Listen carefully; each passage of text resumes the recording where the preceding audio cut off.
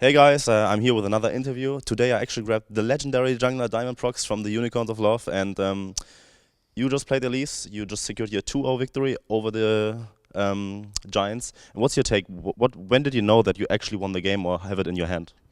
I think our pick and bans were pretty good in the beginning, but the first time I thought that we have a really big advantage on them is when Kindred got spotted bot and didn't achieve anything there, and I got a really big advantage on her in her jungle because I stole some hams, and then I was able to come top when Rice was hitting level 6 and he was like basically 1v2ing the jungler and top laner. I just came to clean them up, and that's where we got a really big edge onto our enemies. So, of course, Kindred has been played, I think, for the first game actually in the European LCS, and everyone wants to know, is Kindred really that strong, or does she have counters, or what's your general take on the champion? I mean, solo queue, it's perma-banned, but in competitive play, it's banned too, but not picked that often. What's your take on the champion? I think the champion itself is really strong. It's like one of the bench champions right now in the jungle, but as every jungler right now is, she has like some really strong counters which you always need to consider before picking the champ, because if you pick this champion and you get actually countered, you will not be able to do anything in the game. And for example, like you play Zac against Janna or Poppy, you will probably not do anything in the game. That's the same with every jungler, and Kindred has her counters as well. That's why she is not like always perma pick, perma ban, in my opinion. I mean, of course, last split you played for Gambit. You had Cabochard as your top laner, and you were very open about how he was like very demandful. What's the new style like? Do you like playing in Unicorns a lot more because you have a lot more freedom, or what's your general take of the team atmosphere and strategy? I like to play in Unicorns of Love more because our team atmosphere is like much more positive, I would say.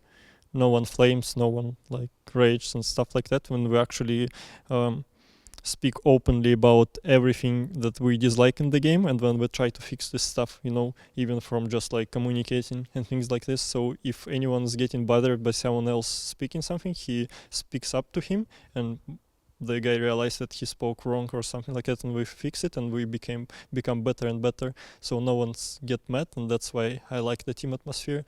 Overall, is the resource management. Like Cabo was requesting a lot. I would not say like he requested all my resources or stuff like that. He requested a lot. That's fine, but you need to do it smart. Sometimes you need to actually not give the resources to the guy which when it's not needed, but we were always giving resources to him. That's what was our mistake in Unicorns. I feel the bigger freedom for me because Chachi is like a standalone top laner. I can help sometimes to him when it's like really needed, or I can abandon his lane and he will do fine. So yeah, I mean, you talked about resources and how you distribute it in the new team, and that it's like more even. Who's helping you? Is it like the management? Do you have like good coaching staff, or do you have analysts? Like, I think a lot of people want to know how like the coaching stuff and the general stuff in Unicorns Love looks like right now. What do you mean exactly? How do we? I mean, I just want to know, like, do you have a coaching staff right now? Like, who's in the coaching staff? Who does what? Who decides in-game strategy and everything? Okay, so basically we have Shippy as a coach and Roma as a manager, and they help us a lot. Roma basically mostly with our like things in mind. He is fixing our mind the most, and Shippy is trying to improve us strategically and picks and bans wise as well. That's how we work, and yeah, basically like that.